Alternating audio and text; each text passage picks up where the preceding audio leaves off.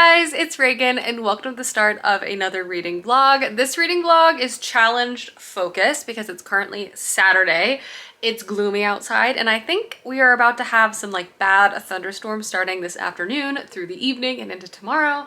So I thought to myself, I've got a weekend with no plans and rain.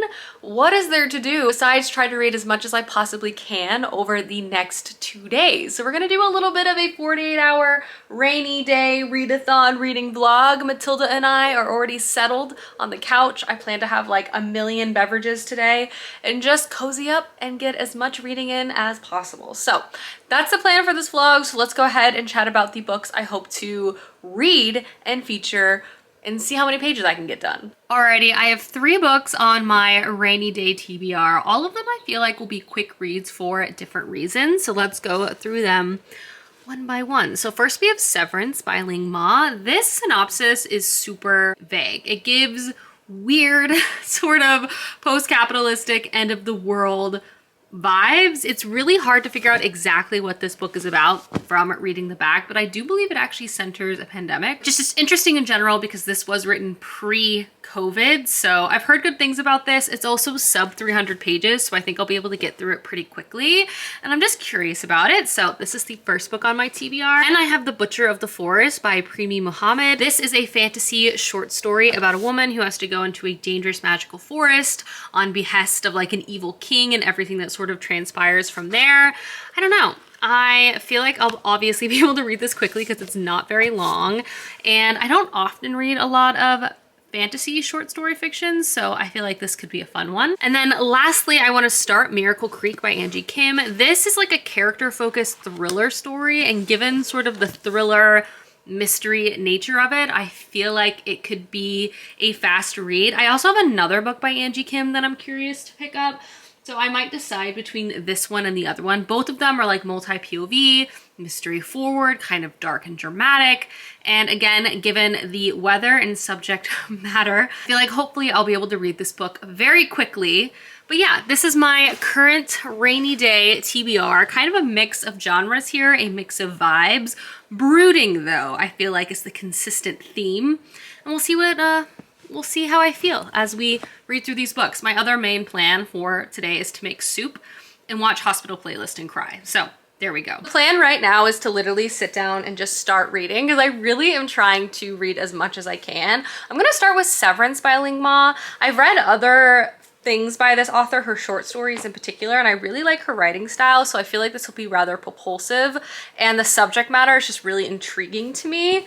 So I'm just gonna start here and see how it goes. So welcome to the start of this vlog. Let's get to reading, let's relax, let's have a good time, and just have a nice chill Saturday with a lot of reading and a little bit of K-drama and reality TV watching. But you know, the prime mix, if you ask me. Hello, I'm here with my first reading update. She started out so productive. I've read 75 pages of Severance and I'm into this book. It's kind of slow moving, not a lot is happening, but also a lot is happening. Like the tone is very I do think it's effective for the story itself, but to take a step back, the book itself overall I would say is kind of a larger commentary on capitalism and sort of the monotony and soullessness of participating in capitalistic systems. Particularly, we're following our main character Candace, and we're following her before and after a significant event. And this significant event is something called the Shen fever, which is basically like a zombie apocalyptic fungus that has taken over the world. But it's not resulting in a zombie apocalypse that we're used to consuming, where we have these sort of mind-eating, violent, roaming zombies and people have to like work to survive. But instead it sort of eats away at the individual and it creates this loop that people participate. Like they're brain dead, they're no longer alive and functioning, but they will continually do like the same mindless tasks over and over and over and over and over and over and over again, which definitely sort of parallels to this feeling of working and doing the same task over and over and over again for why? For money, for participation into society, but lack of fulfillment, lack of growth, lack of change, like all of these things. We're reading from our main character Candace's point of view, and we're first introduced to her sort of as a young woman moving to New York City after the recent passing of both of her parents. She's very lost. She's sort of coming of age in some regards, and then we see her sort of slip into these various relationships, slip into a job that she has no passion for, but hey, she needs to make a living, and we see her sort of obsessively do well at this job where she's responsible with like printing Bibles. We see a lot of discussions on labor, not just in Candace's specific job, but a larger commentary on the international realities of labor and exploitation. Candace also is an immigrant, and her family immigrated over to America from China. So there's also an element of identity too as part of this book. So we're shifting through like various chapters of Candace's past pre-fever, sort of seemingly unimportant moments that are like significant to the makeup of her character and life. And then we also follow her after the Shen fever, where seemingly most people have turned into these sort of mindless zombies or have died. And she's traveling with this small group of non-affected individuals, all kind of controlled by this very authoritarian religious man named Bob, and they have these sort of ritualistic things they have to do every day. But this feeling of like existing outside of oneself, sort of floating through life, and also just completing tasks persists regardless of living before or after this sort of Shen fever, which is interesting. I don't know, something about the writing style is really hypnotic. It's very quiet. Like, it's not flashy. Like, you'd think an end of the world book with zombies would be, I don't know. It's not that this book isn't intense, but it's just not what you would expect, I think, when you pick it up. It's like a very quiet character study, and we're really in Candace's brain as she's sort of processing and talking directly to us as she's flicking forward and back in time. It definitely has this like interesting tone to it. Like, there'll be like crushing, shocking moments, but how our main character is processing it is like this, because she's sort of like numb to the world as she's sort of given herself over to the world in a way. So the first 75 pages have been interesting. I'm just very curious. This book is really interesting because obviously it's a character study, but I'm assuming with the Shen fever and where we are now with traveling with this group of individuals, or like traveling to this like safe house, like I don't really know what's going to happen in the present chapters with the world having ended, but I'm curious to sort of go along for the ride with Candace as our main character. This book again is not very long, and it has like moments of humor too, which I also wasn't expecting. Initially picking this book up, I knew it was a satire, so I thought it was kind of gonna maybe be more outrageous and over the top. It's much more of like a subtle satire, but there is humor and like shocking moments too, still like folded in to the story and experience, but it has this like melancholy and numbness, I would say, alongside everything too. But now I'm gonna read more because I'm really trying to read all that I can, but I need some tea because I'm feeling a little sleepy even though I've already had coffee today. So we're gonna have some, I think I have some lavender black tea. I'm gonna make some of that right now.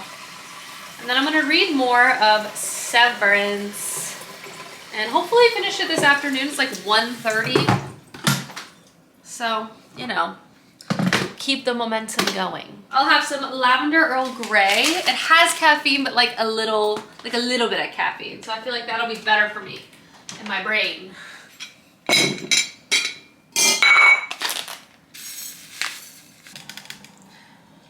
And so we steep. You can tell how gloomy it is outside. It's like, again, 1:30 and it's like so dark. It's giving the best reading environment ever. But something that's also cool about Severance, well, my copy of Severance, I should say, I bought this book used and I didn't realize until I started it, but someone else has annotated this book and I feel like I'm having like a buddy read with a stranger. I'm having, I don't know, it's cool to have like thoughts and feelings real time while you're reading something, and then like a stranger maybe underlined or starred or wrote a little note about something that you just reacted to. I don't know, it's weird. Like, I don't know who owned this book before me, but I'm having a little connection with them, and I feel like I'm kind of reading this book with someone else. It's cool to have like reinforcement to your own thoughts and feelings in terms of reactions while reading this, but also seeing someone else's reaction to something that maybe didn't initially catch your eye. It's cool, and I like it. So anyway, I just wanted to shout that out too.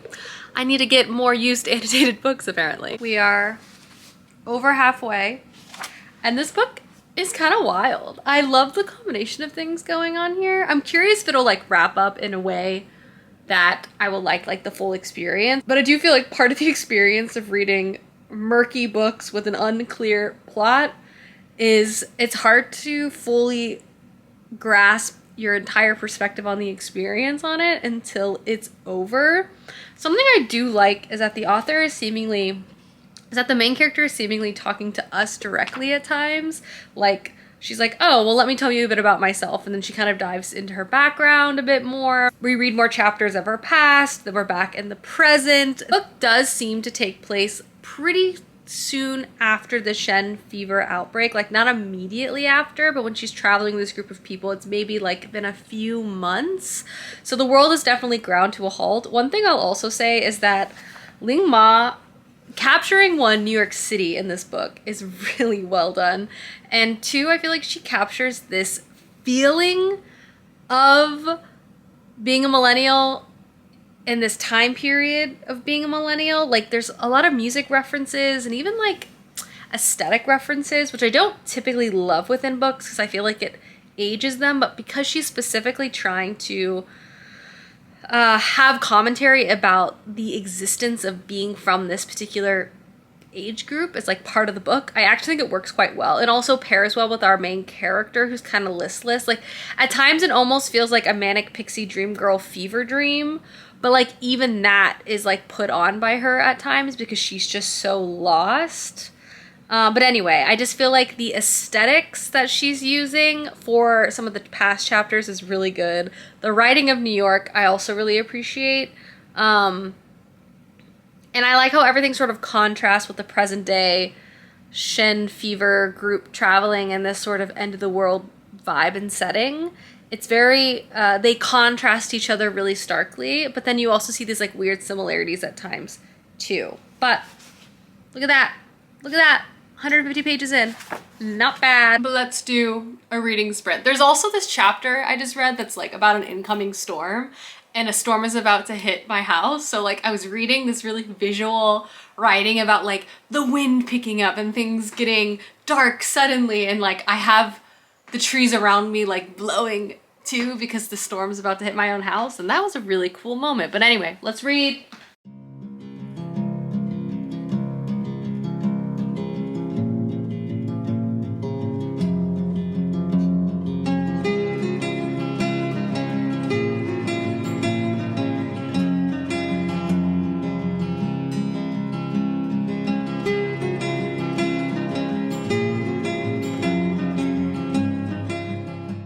And also just let me just say, as someone who lived in New York City during peak COVID, this book is wild in terms of describing the city. Obviously, this particular instance, Shen fever, is different, but just sort of the descriptions of like people fleeing the city, how no one's in office, how, you know, it's just everything, like how the fabric of the city was transformed and how it was like empty. It's really bringing me back. Look at that. Look at that. Look at that. Wow, she's really reading, folks. I'm on page 208 of like 290.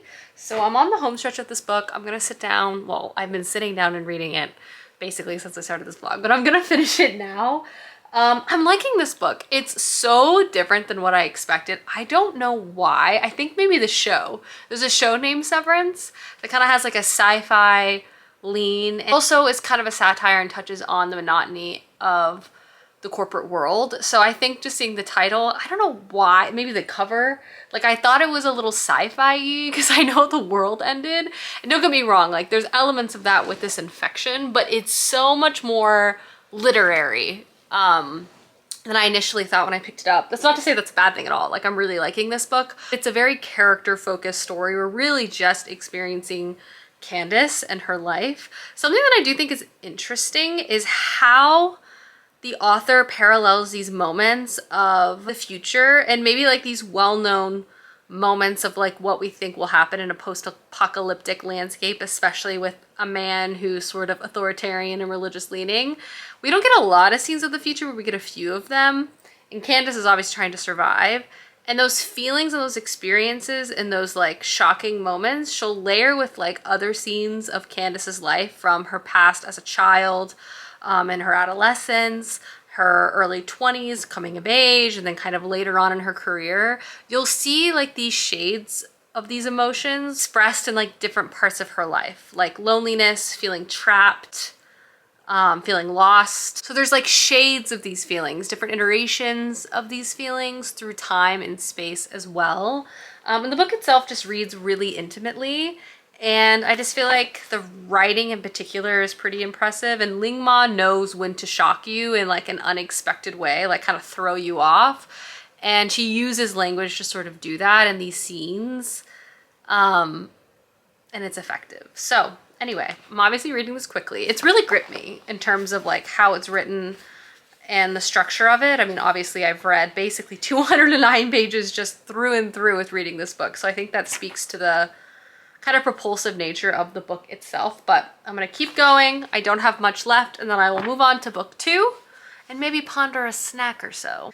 It's been raining and it's truly the perfect ambiance. Clay is also back home, disrupting my 48-hour readathon. Just kidding, but we're gonna pick up some takeout and watch Hospital Playlist. So I'm gonna take a little hiatus from reading, but I've officially finished 1 book, so I'm pretty jazzed about that. I'm gonna start my 2nd one tonight, read a bunch tomorrow, and then obviously I have until about noon the following day, and then we'll just see where we're at. But I'm feeling pretty positive, given I've basically one-shotted Severance. Like, I just sat down and read that whole thing this afternoon, and I feel like it's been so long since I've read a book like that cover to cover in one sitting, so that felt really good. Hello everyone, Matilda and I are here with a reading update because I finished my first book of this vlog. This book was 291 pages and I really honestly enjoyed it. The ending was interesting. And I think the concepts were strong. Obviously, I feel like the author really used this infected sort of situation to kind of talk about larger topics. I appreciated how intimate the story was. We got so many interesting flashbacks on our main character, Candace's life, her childhood, her family, and a lot of like vignette scenes. And it sort of created this like larger picture. A large part of this book too is about like routines, because when you're infected, you sort of repeat and do the same thing over and over and over again. And yet some people are immune to this, seemingly.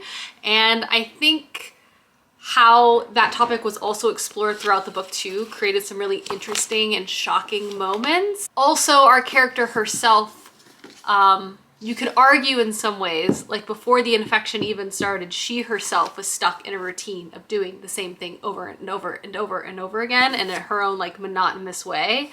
So like a lot of that was sort of played into the book too, but I liked this book. It was a quick read. I read it basically in one sitting, didn't I, Millie? She sat there and I read this book on a nice little rainy Saturday afternoon. I'm really happy I finally picked this up. I've been meaning to read this book for literally years. I think I got it initially right when it came out. Lost it in some moves, but here we are full circle. I read it once again. It is nothing like the show Severance, if you were wondering.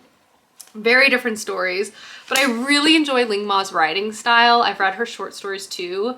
I just find it to be so gripping. And yeah, I read a book, so yay. I'll be starting my 2nd book soon, but I think I'm gonna take a quick break, take a shower, eat some dinner, hang out with Clay, watch some TV, and then we go back to reading. But I'm happy to report I've read a whole book.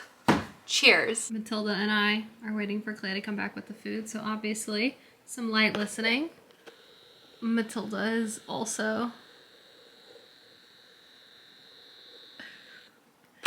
very zoned into this album. She's concentrating immensely. I'm freshly laundered, ready to have a very relaxing night. I was gonna cook tonight, but it's Saturday. I've decided against it. So we picked up some Chinese takeout. We ordered the exact same thing we ordered for Chinese takeout last weekend, but from a different restaurant, so we can decide. It's a battle between our 2 local Chinese takeout restaurants. So we're gonna see. Because the last one was pretty good, but there's only one way to find out, you know? So yeah. Everyone is settled in. About to have a cozy night. It's very much thunderstorming. Before I get back to reading, it's Hospital Playlist time. How does Hospital Playlist rank K-drama wise, Clay? 3rd. 3rd? Yeah. What are your top two? Crash Landing on You, True Beauty. Yeah, you love True Beauty. What do you rank it out of 10? 10. 10 out of 10? Yeah, I give out 10s to K-dramas for sure. All three of those are 10 out of 10s. This show literally altered my brain chemistry. Yeah. It makes me cry, laugh, smile. Faux fireplace is starting. It has been pouring rain for the past hour or so. I have one episode left of Hospital Playlist and I am truly unwell about it, but now I'm actually going to sit, well, lay more like, and start my next book of the vlog, which is The Butcher of the Forest, which I feel like is gonna pair wonderfully with this rainy weather. This is described as like a moody, dark, lyrically written fantasy fairy tale-esque story. I love a fairy tale, and I don't know, I love a short story fairy tale too, because I really feel like it fits the vibe of like what traditionally these kind of stories structurally are, which are, you know, more truncated. So anyway, I'm gonna get started reading this now. And I will fill you in. Good morning, everyone. I stayed up pretty late reading last night, and I definitely owe y'all a reading update. But first, it's time for coffee before I can do any real thinking. So, cheers. Hi everyone, good morning. Me and my Jeff Probst t-shirt are excited to chat with you guys. I was able to do some reading last night of The Butcher of the Forest, and I'm actually gonna sit down now with my cup of coffee and wrap this book up. But I wanted to give you the synopsis of the story. Obviously, this is a short story. It's not very long at all, and it's definitely a dark fairy tale-esque story. In it, we're introduced to our main character, Varys. And Varys lives in a land that's controlled by this very evil tyrant. He lives in a town that's also near this forest that's incredibly dangerous. Anyone who's gone into this forest over generations and generations has never come out again, except Varys has successfully gone in and come back out one time in her life. At the beginning of this book, the tyrant's children go into this forest and he hears that she has survived. So he summons her to the castle and basically forces her to go back into the forest to find his children. And if she fails, everyone in her life, her entire town will be destroyed. So from there, we follow Varys as she ventures into this wood. The wood is very much like dark fae energy. It's full of lots and twists and turns. It's violent, it's dark, it's scary. It has lots of strange magical occurrences. And Varys herself like really roots this story. It's very dark in tone. It's beautifully written though, and really captures not only the fairy tale quality, but the fae quality of this book too. It's very much the sins of your father are not your sins to bear sort of thing, because obviously she's risking her life for these children of this terrible man. And it has a really interesting quality to it because of that. I'm halfway through, so 75 pages now. And again, I'm going to sit down and read more, but I definitely want to emphasize that this book is dark and there's quite a few trigger warnings as well. But in terms of capturing the essence of a fairy tale, darkness and all, because I would say traditionally fairy tales are not light reads typically, it's definitely capturing that, from the creepiness to the bargaining to these strange creatures that are coming out into the night, from just the determination of our main character Varys in her pursuit to save these children. Like everything about it to me is like very effective. Even for a short book, I feel like the author's done a great job establishing this world, this evil kingdom that our main character lives in. Like she didn't have to spend a lot of time establishing the world building for us to understand the stakes of the situation and also just the reality of the situation, allowing her to spend most of the time sort of describing this dark, evil, magical forest that she's trying to survive. So yeah, first 50% of this, very, very good. I'm gonna sit down now and finish it, but it is very, very dark, but the writing is excellent. Hello friends, coffee has been consumed and I'm definitely in the home stretch of this book. This is a very quick read. Again, it's only 150 pages long, so it's definitely something you can pick up and read in a day. Fantasy short stories are always really interesting to me because I feel like it's a hard balance. I love short stories in general. Like as a reader, I always really appreciate kind of being dropped in and pulled back out of a world and really just encountering one story. I also feel like short stories have the uniqueness that they don't necessarily have to be fully fleshed out, but they can kind of pursue an interesting concept to fruition and leave kind of a murkiness that allows like additional interpretation from the reader. I really like short stories for all of those reasons. But fantasy short stories I feel like are especially hard because we're often in like a new unknown place. So there has to be an element of world building alongside the concept that the author's pursuing. And I just feel like the author, Primi Muhammad, is doing a really good job. Again, very dark, but all the different fae obstacles that our character is encountering just feels so visceral. Like the writing is very effective. It's creepy, but kind of wondrous at the same time, like not in a good way, but you're kind of like amazed by what you're encountering too. There's a strangeness that's very effective in this book. Also, I appreciate that this book is basically, I would say, half Varys's journey to the kids and then half her journey back with the kids. And I wasn't necessarily expecting that, but I feel like the emotional exploration of Varys, our main character, and her feeling of responsibility to these children, I think is just like very beautiful, to be honest. Complex. And yeah, I just feel like this book is short, but it's delivering and packing quite a bit of a punch. I feel like the author's really taking full advantage of, you know, the not very many pages that she's using to explore this story. And the writing especially is pretty dang fantastic. And the tagline on the front of this book is exactly the kind of punishment we as readers deserve. Creepy medieval fae story quest. It's good stuff. Another descriptor says it's Hansel and Gretel meets annihilation, but then I would also say halfway through it kind of transforms into this larger meditation on like grief and war and violence too, interwoven with these like fairy tale qualities. It's very good. And I only have like a few pages left. There's no chapters in this. It's just like one shot of a book. I'm gonna finish it, but I'm liking it a lot. And then we'll move on to book 3 of this 24-hour vlog. A little late breakfast, early lunch of some maple brown sugar oatmeal I made. And I also made so much. I accidentally made double, like twice as much as I meant to. I forgot proportions. So now I also have some for breakfast tomorrow. A win is a win.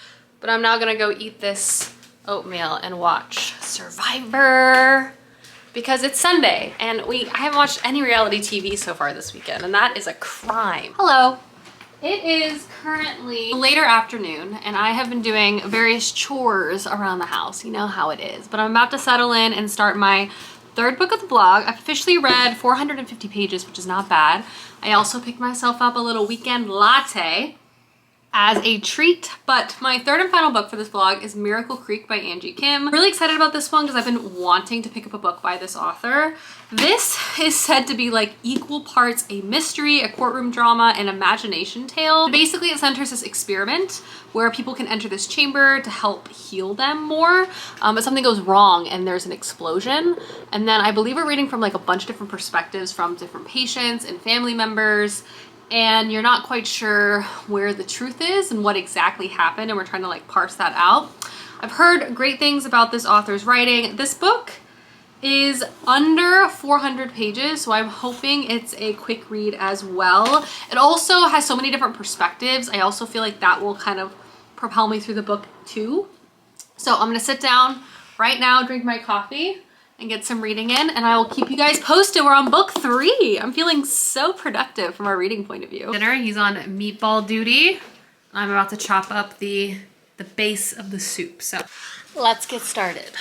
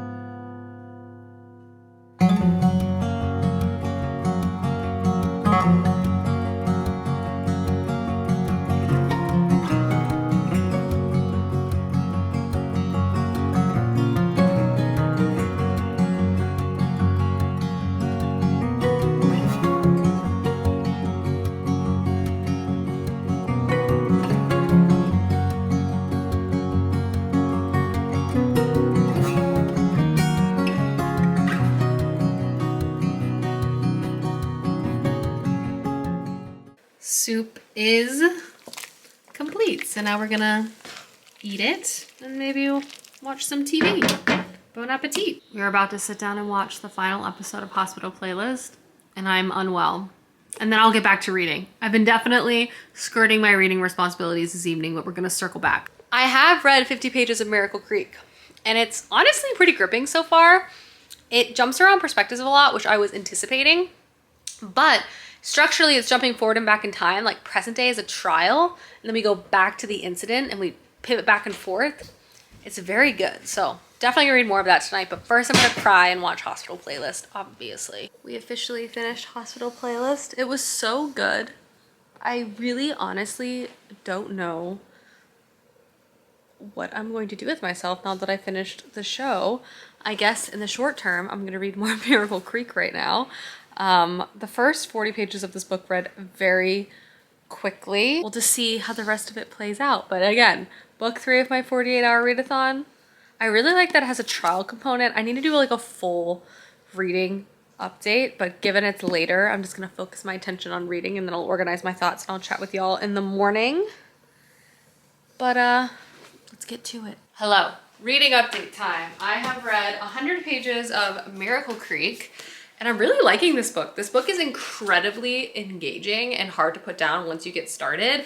I wasn't sure what to expect picking it up, but so far, so good. It's definitely an interesting mix of genres. It definitely leans from a writing style point of view, more literary fiction, but it utilizes a mystery in a courtroom setting to really make the plot feel super propulsive. To take a step back, this book basically kind of documents the court trial to like a tragic event. Essentially 1 year prior to the present day storyline of this book, a tragic event occurred at a facility. I say facility, but it was really like a barn with a submarine inside, and this miracle submarine basically provided like high oxygen therapy at cheaper costs because you're able to go into the oxygenated chamber in groups.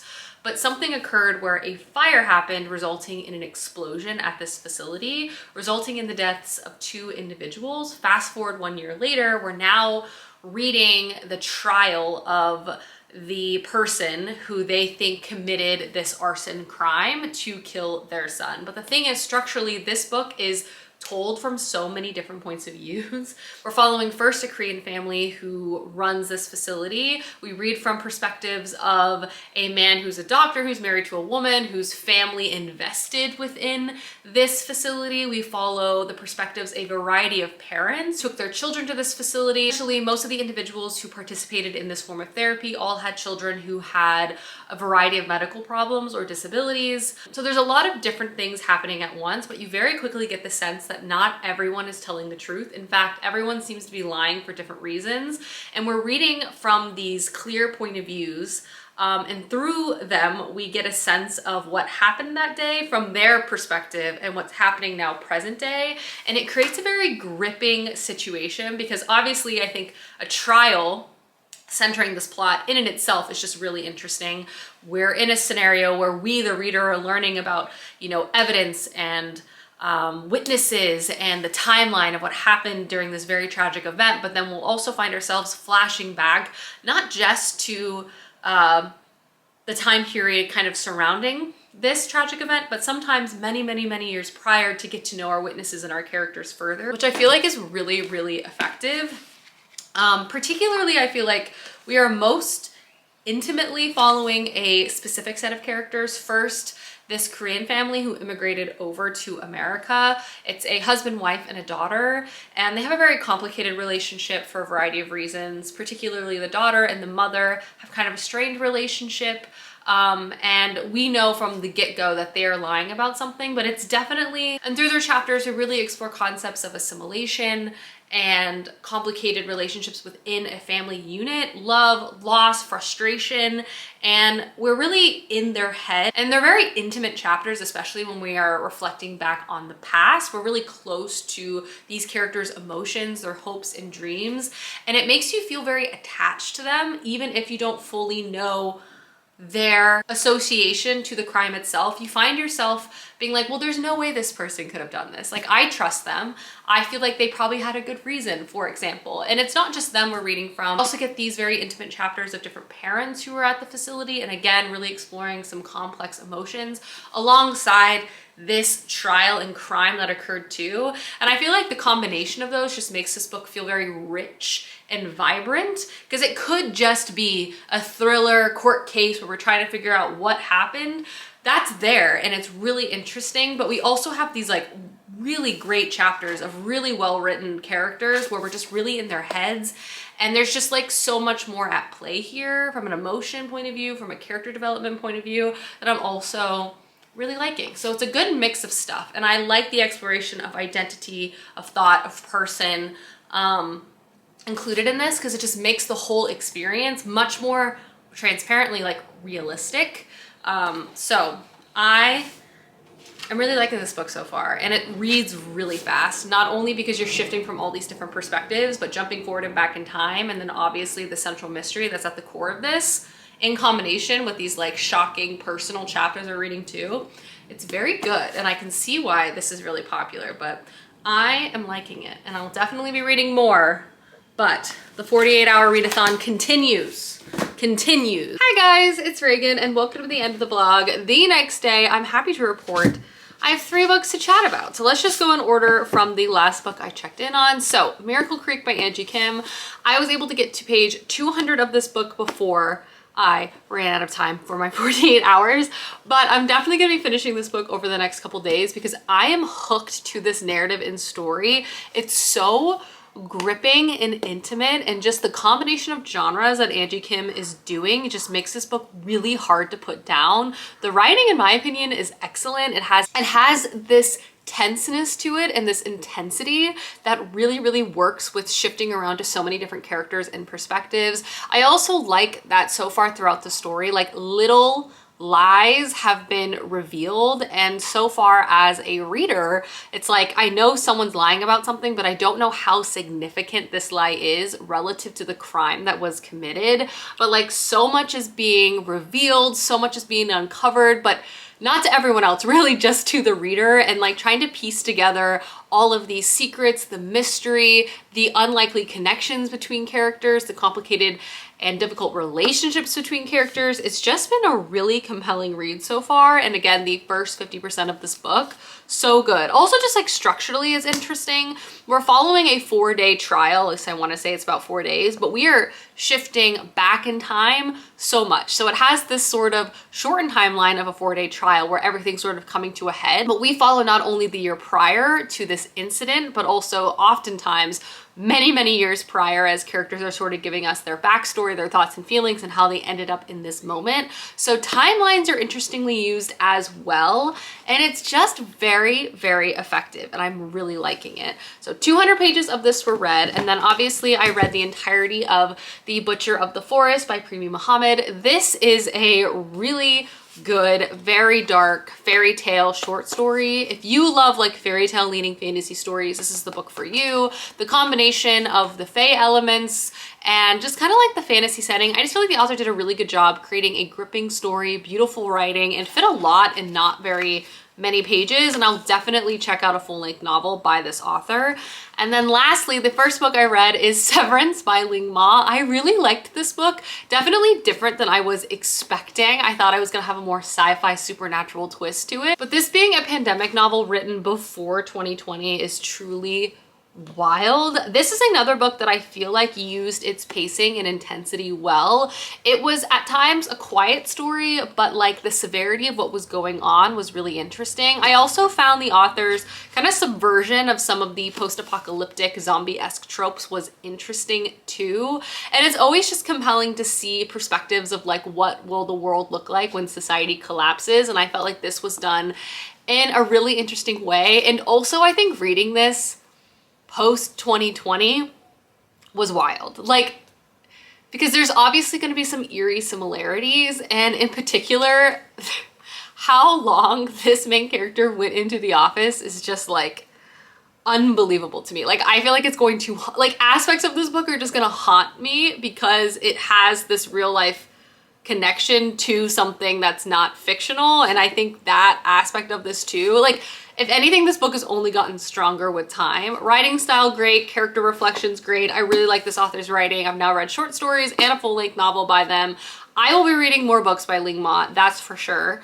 But I liked this too. So honestly, kind of a range of books and genres here. We had a little literary fiction. We had a little literary fiction moment, some fantasy, a little bit of a mystery thriller, literary fiction courtroom situation. All of these books though, I would highly recommend and were perfect for a kind of readathon situation because I couldn't put any of them down. So I'm really happy to say that I really enjoyed everything I read. So I hope you guys enjoyed this video and I will see you soon with another one soon. Goodbye.